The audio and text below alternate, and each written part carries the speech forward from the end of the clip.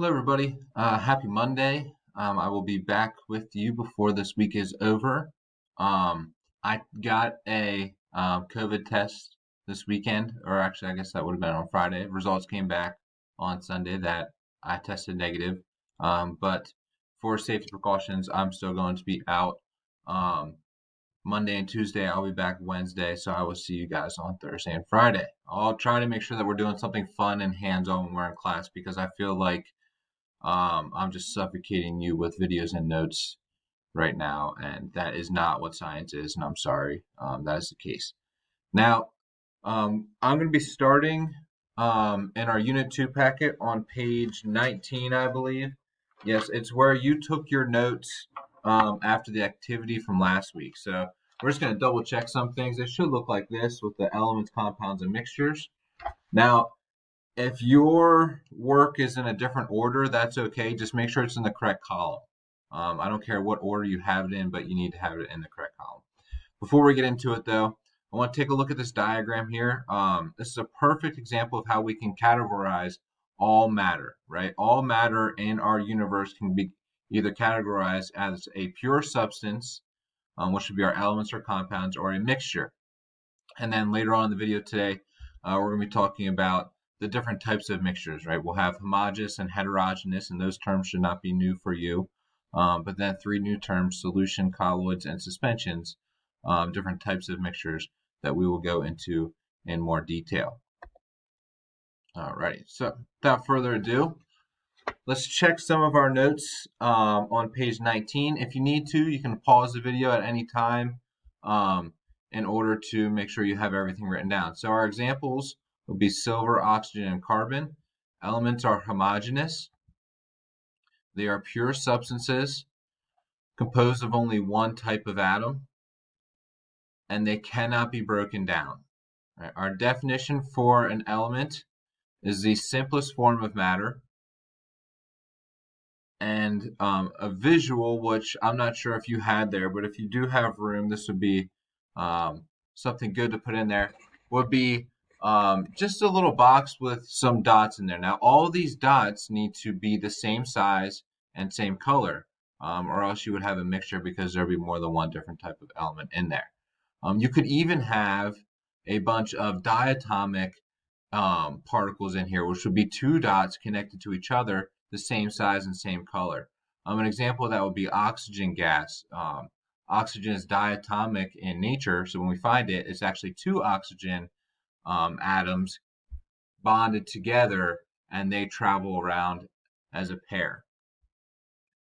All right, for compounds, our examples would be water, salt, and sugar.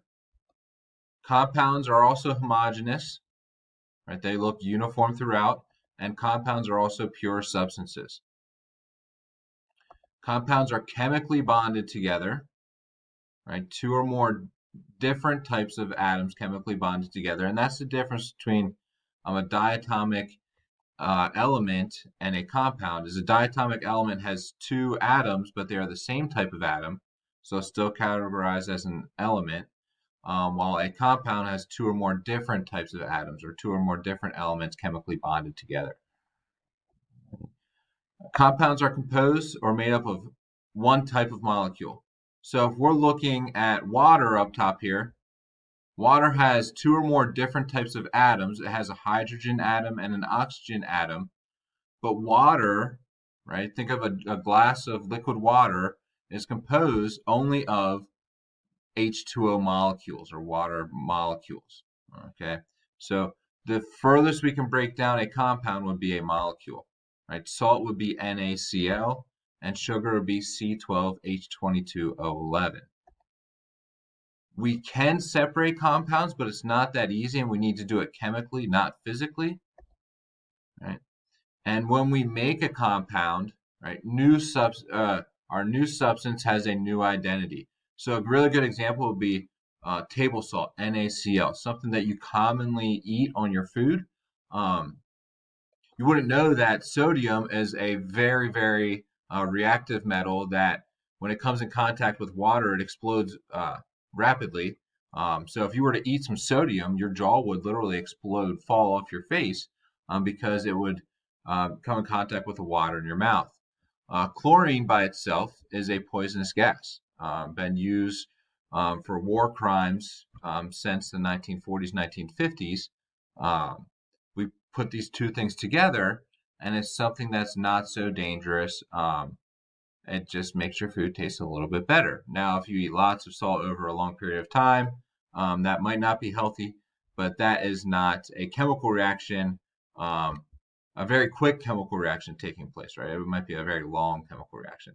And does our ratio matter for compounds? It definitely does, right?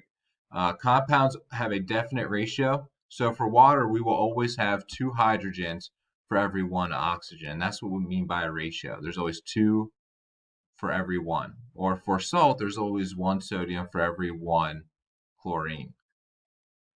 Right? And our visual of what a compound would look like, if you want to pause the video and draw this little diagram here, you can see how many molecules do we have pictured here. Right? And we have 6 different molecules. Very good.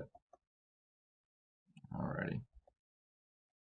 I'm going to skip past this really quick. We can watch this video in class if you guys can remind me about examples of sodium and water. There's some pretty funny videos out there of some rednecks who think they're chemists, but all they're really doing is endangering themselves.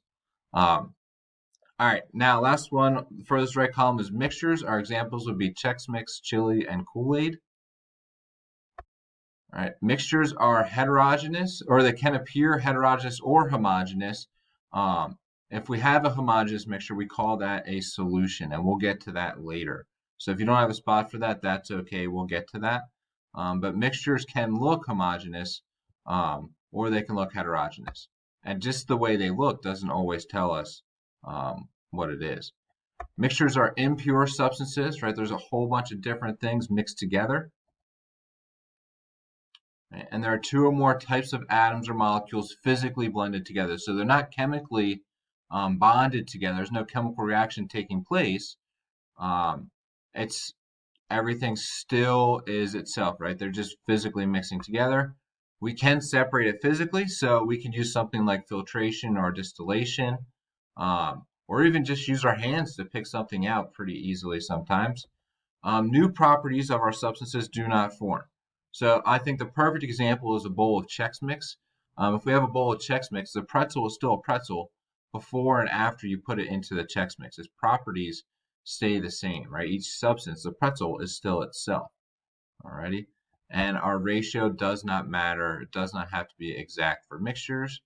And if you take a look here, right, we have some compounds. We have 4 compounds, and we have 4 diatomic elements, right? So because we have different substances in this diagram, we know it is a mixture because there's more than one type of substance. It's not a pure substance. There's different things in there. All right, so we should be pretty good to go with page 19. Let me read through the bottom here, and I would definitely put a star down here. I know it's down here and kind of tucked out of the way, but these are some fundamental things to understand for chemistry class. So atoms are the smallest piece of an element that retains the properties of that element, right? We want to think of oxygen. We can look around us and we see or we can't see, but we can imagine that oxygen gas is filling up 20% of our room. But if we want to break it down to like a diagram level, like I have pictured on the screen, right? Atoms are the smallest way that we can break it down for our elements. Now, molecules would be the smallest piece of a compound that still retains the properties of that compound. So you want to be thinking of water, right? Water, a glass of liquid water would be a compound, but H2O would be the water molecule. And molecules consist of 2 or more atoms chemically bonded together.